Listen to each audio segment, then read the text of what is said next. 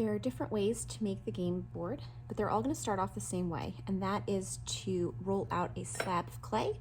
Slab of clay is a flat, thin, consistently thin piece of clay. When it rolls out, it gets a texture from the canvas roller. So the first thing you want to do is get rid of that texture. One way to do that, you're going to use one of these tools. They're called a rib. And you're just going to try to gently flatten out that texture. Always wet your tools when you get them. It glides over the clay a lot smoother. And with a very light pressure, you're just going to glide over the clay. You're not digging into the clay. I don't want to like collect clay here. I'm not trying to dig in. I'm very gently just trying to smooth out that canvas texture. Okay, once you've gotten most of it, then you can take your sponge. Be careful, these sponges are very absorbent. A little bit goes a long way. You don't want to make your clay soaking wet. You just want it to be a little bit damp. So now you're going to cut out your template. You have your template, you're going to place it over the slab. You're going to use a needle tool. Make sure you hold your needle tool straight up and down. Don't go at any weird angles. And you're just going to press directly down into the clay and cut this out.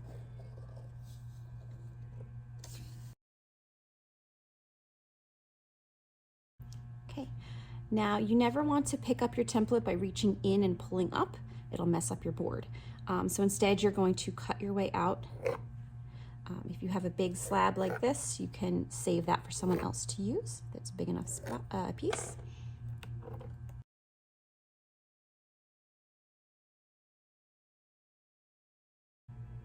Sometimes the edges get a little bit rough, so a little bit of water on your finger and smooth out anything that got jagged when you cut it out.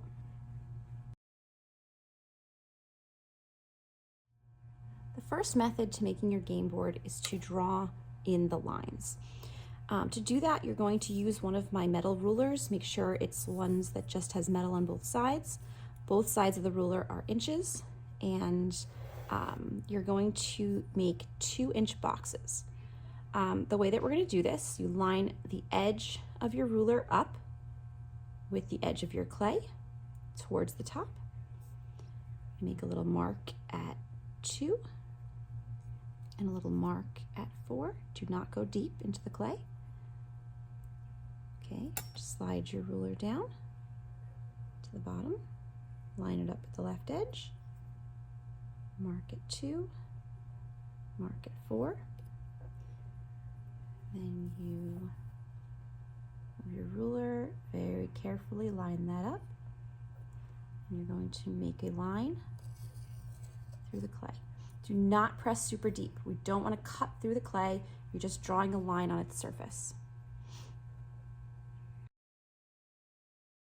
Now you're going to go on the left side on the top, line your ruler up at the top, make a mark at 2 inches and a mark at 4 inches, go to the right edge, line your ruler up at the top, make a mark at 2 inches and a mark at 4 inches, line those up.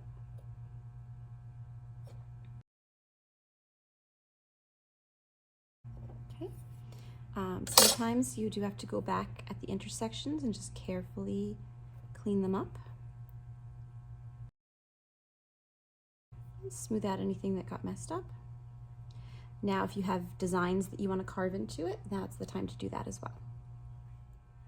The second method, you're going to start where the last method ended up. So you have measured out your 2-inch boxes and lightly drawn them into the clay. Now you're going to take some extra clay and you're going to roll out coils. Coils are little thin ropes of clay. It's up to you how big or small you want this to be. Okay, I don't feel like I have to make them very large.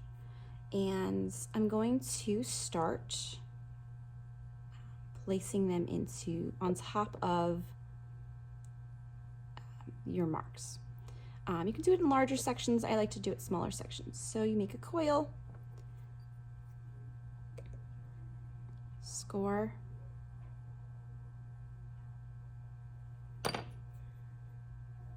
slip, place it right on that line.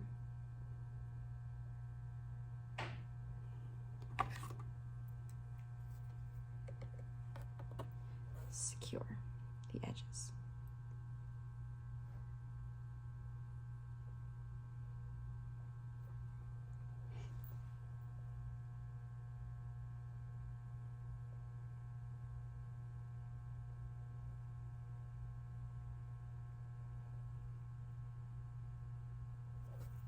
And then you smooth with your hands.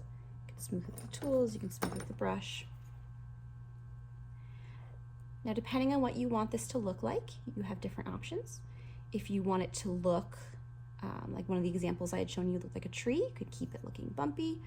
If you want it to look really neat and precise, you can try to really either flatten it out or round it out to make it look flat or squared off. You can now really shape this the way you want it to be. When you look at it from the sides, it looks fully attached. There's no line there anymore. And you just keep going with all the sections, trying to make them each, trying to make each section the same size.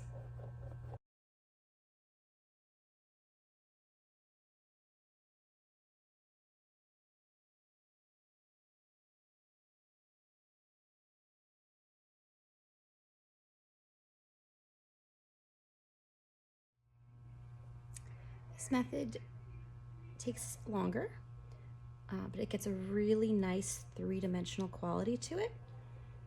And the game pieces fit in there really nicely. It does take some smoothing out and really getting the hang of it, but it does make it nice and three-dimensional. And then when you see it from different angles, it really stands out. And you just kind of work with it, as you're applying them. You get the hang of the coils.